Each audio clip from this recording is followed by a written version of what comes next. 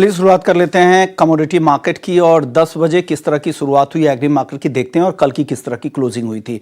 मसालों के साथ आज शुरुआत करेंगे। जीरा अगर देखें तो यहाँ पे पुराना स्टॉक काफी ज्यादा है। हमने देखा था पिछले सीजन में बम्पर उत्पादन हुआ था, उसका दबाव यहां पर इस सीजन भी दिख रहा है और घरेलू डिमांड भी बहुत ज्यादा अभी तक साफ नहीं दिख रही है, तो ऊपरी स्तरों पर थोड़ा दबाव यहां पर जीरे पर नजर आ रहा है। लेकिन 22,000 के आसपास अभी भी जीरे का वायदा बना हुआ है।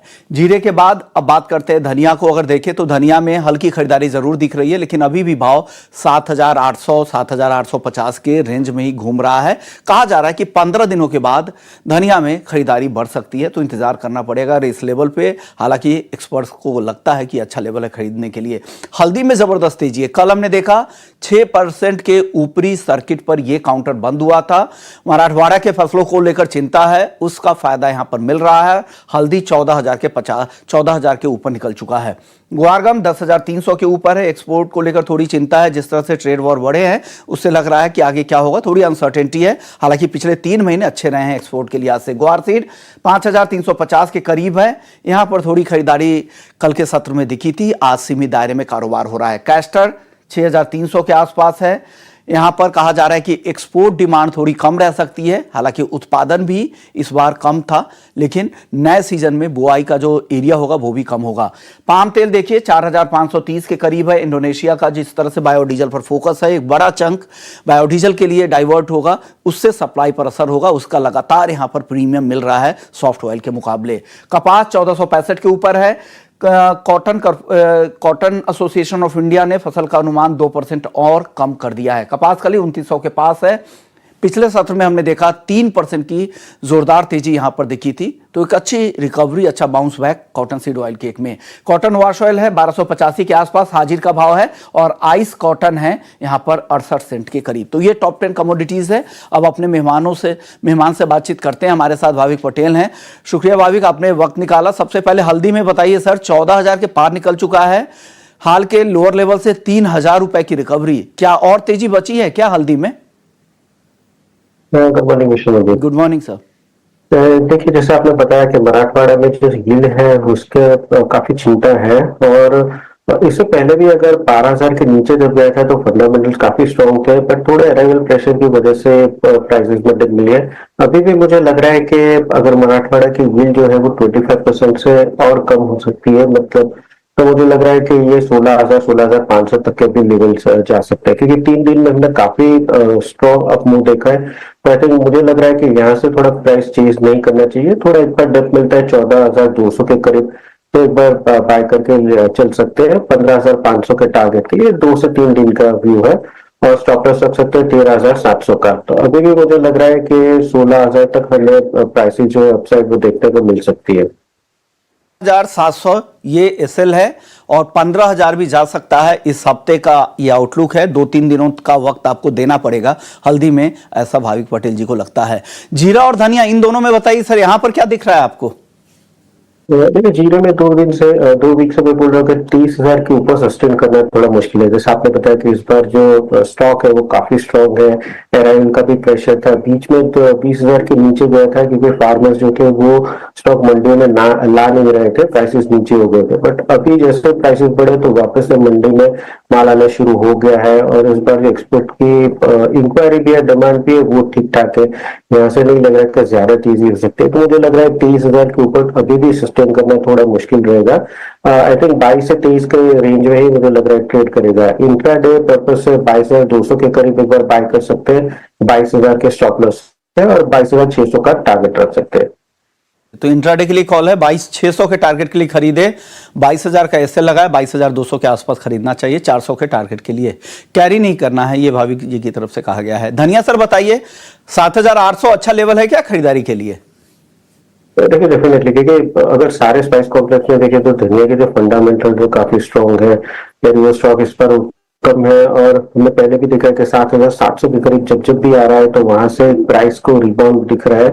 ओवरऑल मुझे लग रहा है कि ये काफी अट्रैक्टिव प्राइस है, यहाँ से बाई करना चाहिए 7,700 के स्टॉप लॉस से। आई थिंक पोजिशनली अगर 5 से 6 दिन के लिए व्यू रख सकते हो तो वो बेहतर रहेगा, क्योंकि मुझे लग रहा है ऊपर 8,030 से 8,040 के लेवल भी मिल सकते हैं। तो 7,700 के स्टॉप लॉस से पोजिशनली बाय कर सकते हैं। चलिए, अब बात ग्वारसीड ग्वारगम की कर लेते हैं सर। इन दोनों काउंटर में क्या लग रहा है? यहाँ तो सुस्ती ही दिख रही है। देखिए, फ्यूचर में अगर देखें तो वॉल्यूम बहुत कम है, पार्टिसिपेशन काफी कम है, तो मुझे नहीं लग रहा कि इसमें अभी भी कोई बड़ी तेजी या मंदी आ सकती है। जो रेंज बाउंड ट्रेड है वही रहेगा। आई थिंक सीड के मुकाबले गम जो है वो थोड़ा बेहतर लग रहा है। हालांकि अभी जिस हिसाब से टैरिफ आएगा तो शायद एक्सपोर्ट की जो डिमांड है वो थोड़ी कम हो सकती है। बट गम में जब जब भी 10,100 से 10,000 के करीब मिल रहा है तो हमने देखा है कि एटलीस्ट थोड़े प्राइस अप पुश करता है। तो 10,100 के करीब एक बार आता है तो बाय कर सकते हैं 10,500 के टारगेट के लिए। 9,800 का स्टॉप लॉस है। सीड अभी भी मुझे लग रहा है कोई ज्यादा मूवमेंट नहीं करेगा, तो वो थोड़ा अवॉइड करिए। ओके, ग्वार सीड अवॉइड करना है। ग्वारगम खरीद सकते हैं यहां से 200 रुपए और नीचे है, 10,100 के आसपास। 9,800 का इससे लगा ले 10,500 के टारगेट के लिए। सर, कॉटन केक में कल जबरदस्त तेजी थी, क्या ये टिकाऊ लग रही है 2900 के ऊपर कॉटन केक? देखिए, 2-3 टाइम हमने देखा कि कॉटन एसोसिएशन है उन्होंने जो रिवाइज किया है कम कर रहे हैं, और उसकी वजह से प्राइसेस जो है वो काफी तेजी हो चुकी है। बट यहाँ से मुझे लग रहा है अभी 2950 के ऊपर सस्टेन कर पाना थोड़ा मुश्किल रहेगा। तो क्योंकि ऑलरेडी हमने काफी अपने देख लिया है, तो यहाँ से अभी लिमिटेड अपसाइड ही दिख रहा है। हाँ, 2-3 दिन में जो मोमेंटम आया है वो थोड़ा पॉजिटिव है, बट मैं ज्यादा एक्सपेक्ट नहीं कर रहा हूँ। 2950 तक ही एक्सपेक्ट कर रहा हूँ अपसाइड। तो आज के दिन 2900 के करीब बाय कर सकते हैं 2950 के टारगेट के लिए, और 2070 का स्टॉप लॉस रख सकते हैं। देव सर, नॉन एग्री मार्केट की बात कर लेते हैं। नॉन एग्री में सबसे पहले गोल्ड पर।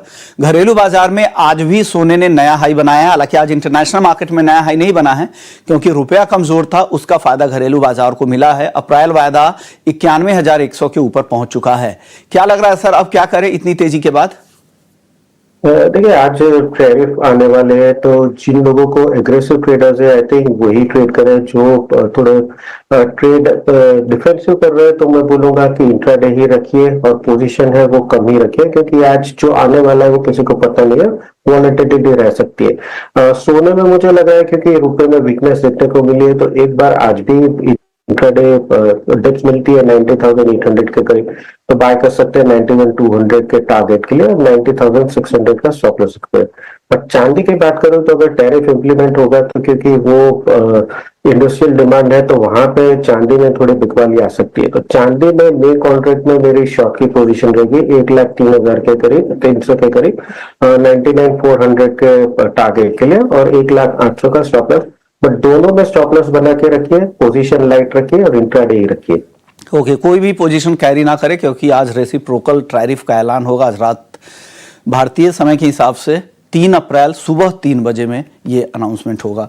क्रूड की बात करते हैं। क्रूड को भी उस बात की चिंता है, लग रहा है कि कहीं एनर्जी की डिमांड ना कमजोर हो, इकोनॉमिक आउटलुक को लेकर चिंता है, उससे तेजी थोड़ी कम हुई है। क्या करना चाहिए क्रूड में अब? तो देखिए, आज मुझे ज्यादा नहीं लग रहा कि क्रूड में हमें ज्यादा अपसाइड देखने को मिल सकता है या फिर डाउन साइड मिल सकता है।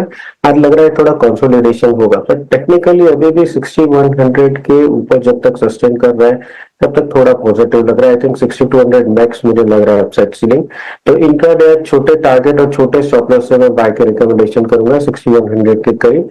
6150 का टारगेट रहेगा और 6070 का स्टॉप लॉस रहेगा। बड़ी तेजी यहाँ पे नहीं लगती है। ये भी इंट्राडे के लिए कॉल आपको आया है। छोटे से टारगेट के लिए आप यहाँ पे बेट लगा सकते हैं। मेटल्स में सर बताइए, मेटल्स में क्या होगा? मेटल्स को किस बात की चिंता है? देखिए, अगर रेसिप्रोकल टैरिफ लग रहा है तो इकोनॉमी जो है वो थोड़ी वीक हो जाएगी, और डिमांड जो है बेस मेटल्स के वो भी कम हो सकते हैं। तो उसकी वजह से हमने एल्यूमिनियम देखा है कि 2 दिन से लगातार सेलिंग प्रेशर है, क्योंकि एल्यूमिनियम सबसे ज्यादा यूज होता है ऑटोज में, और ऑटोज की टैरिफ लगती है तो वहां पर डिमांड कम हो सकती है। तो मुझे लग रहा है कि ये जो काउंटर है वो वीकनेस जो है वो कंटिन्यू रहेगा। तो अप्रैल कॉन्ट्रैक्ट जो एल्यूमिनियम है वो बेच के चल सकते हैं 245-40 के करीब, 243 के टारगेट के लिए, 247 का स्टॉप लॉस रहेगा। मैं बता दीजिए, नेचुरल गैस क्या टारगेट है, क्या एसएल है आपका? नेचुरल गैस में 335 का जो पुट है वो बाय कर सकते हैं 14.5 के करीब, 18 का टारगेट रहेगा और 12 का स्टॉप लॉस रहेगा। तो ये 335 के स्ट्राइक की पुट खरीदनी है आपको। 18 का टारगेट है और 12 का यहाँ पे इससे लगा लीजिएगा। तो ये सलाह है नेचुरल गैस को लेकर। शुक्रिया भाविक जी, आपने वक्त निकाला, हमारे दर्शकों को नॉन एग्री और एग्री दोनों मार्केट पर आपने अपनी राय दी। चलिए कमोडिटी 10 बजे को यहीं समेटते हैं। ब्रेक के बाद जब लौटेंगे तो इक्विटी मार्केट की तरफ लौटेंगे। आज हमारे साथ दिग्गज मार्केट एक्सपर्ट सुनील सुब्रमण्यम होंगे, उनसे जानेंगे कि बाजार में क्या कुछ होने वाला है, रेसिप्रोकल टैरिफ का क्या कुछ असर हो सकता है अपने बाजार पर, सब समझेंगे ब्रेक के बाद जब लौटते हैं।